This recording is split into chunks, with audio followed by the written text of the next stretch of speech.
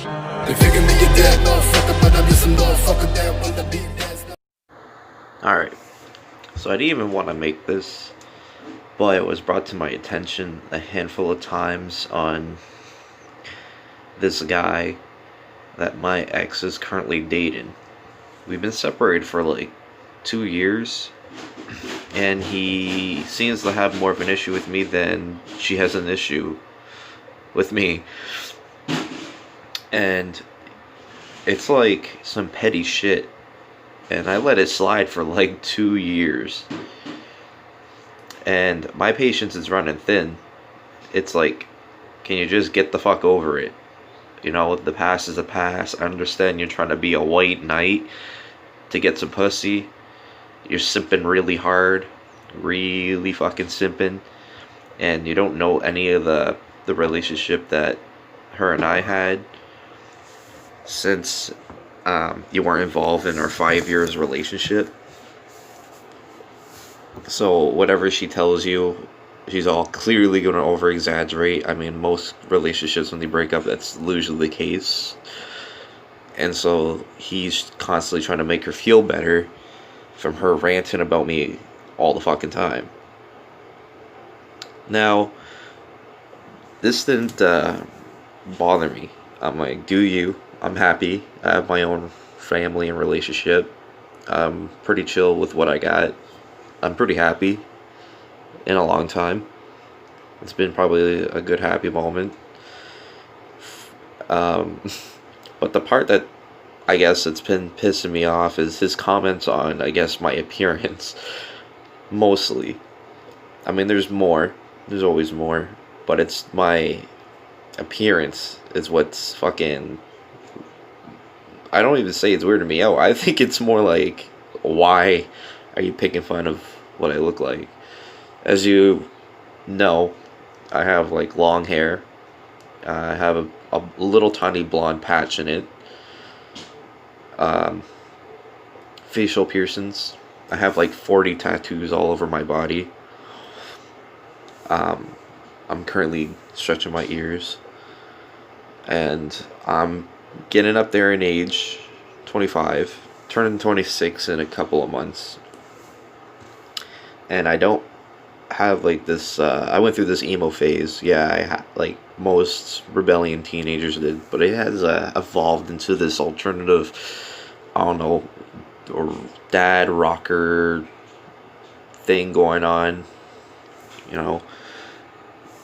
And I guess this guy has the audacity to make fun of that in my music. Like, calling me an emo faggot, or, I don't know, deranged, or, I don't know. It's really, the irony is just so damn fucking solid. Like, when you look at him, like, all the pictures up your Vider are obviously not them, but it's close enough. And I couldn't stop laughing because it's so damn accurate. And what he looks like is, like, in a lot of his pictures, is you can barely see his face. His hair is all up in his shit. You can probably see just the bottom lip of him, which is clearly followed up with snake bites, an emo signature. And I found this picture that it's so damn accurate to, like, my ex and him, and it makes me laugh so damn hard.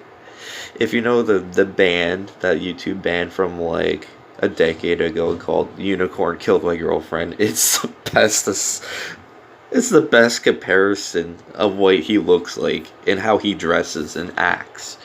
It's fucking hilarious. But to me, it's like people like that make fun of people like me.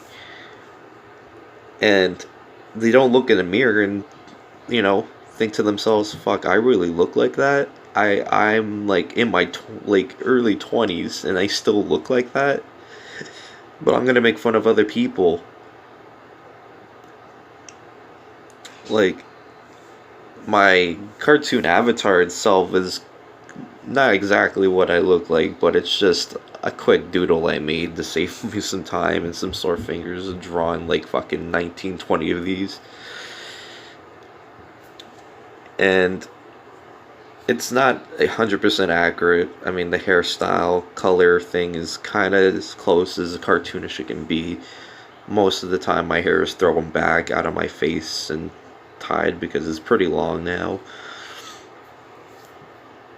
But by all means, I guess people don't know the difference between emo and, I guess, alternative. Now, he made fun of my music. 30 Days Grace, Corn, I guess either was mentioned, but I guess he doesn't know that I also like listen to David Bowie, Queen, some classics, some Rusted Root, some Cyndi Lauper. Like, I love me some old music from the 80s. It's some good shit, man. And he saying how the music played a part in my deranged mind. And that sounds fucking ridiculous because, again, you have to take a look at this fucking dude and you tell me I'm fucking deranged. I don't look like I'm struggling between being 14 to 17 again in my 20s. Still clean shaving my face. Still dressing like a fucking kid in my fucking 20s. It's like a quarter life crisis that you're going through, and it's a little pathetic, and I get it. Do you? I have no problem with other people dressing the way they want or looking the way they want, but don't sit there and start pointing fingers at people and saying these ridiculous things when you are the way you look. Like, my friends and co-workers and, like, family members looked at you when you were dating my ex, and they're all wondering why she picked you and how ridiculous you fucking look and goofy. But I'm just like, hey, if they're both happy, so be it. I have no problem with it. But then you came around and started doing this shit to me for no reason. You don't even know me. But look at you. Take a good long fucking look at you. It's pathetic. But I honestly don't give a shit. People can dress the way they want or look the way they want, but don't sit there and start calling me a faggot when you dress up like a woman to go pick up your fucking girlfriend's sandwich at McDonald's. You full on dressed in her clothes and makeup and shit, and walked in there in heels, expecting your coworkers at McDonald's to not laugh at you and make fun of you, and then you went home crying about it. Then don't fucking do it if you can't own up to that shit, man. It's just I guess another part bothers me is the white knight part. He's constantly has to be involved and defend her honor. Like, this woman also abused me. She's also manipulated and also took advantage of my money. And that's cold hard facts. I'm like, my friends were there too. They've seen it and witnessed it. It was a toxic relationship both ways. And part of her story that she keeps telling everybody is literally biased in one part, and that's usually the normal case. But you have to admit your wrongs too. Every time I tell the story, I say, yes, I shoved her once. Yes, I yelled at her. And yes, I've called her names. I own up to this shit. And that's why people believe me. You have to admit your wrongs. Don't forget the times where you actually clawed my face and you slapped me and punched me as well. You were also very abusive, but you don't tell that part because it makes you look bad. All in all is I'm over it, and they're clearly not. And I don't know. It's well overdue to finally get over it, but they continue to keep coming back into my life, talking shit that they do not know. It's been 2 years, and I don't know, I'm clearly happy and they haven't. The irony and hypocrisy with this fucking guy is unfucking real, and it's hilarious. And it's just, I don't know, childish, I guess. I'm above that. I didn't even want to make this. It was just 2 years of me putting up with it, and it just had to be said of how goofy you fucking look, and I kept my mouth shut because you just do you.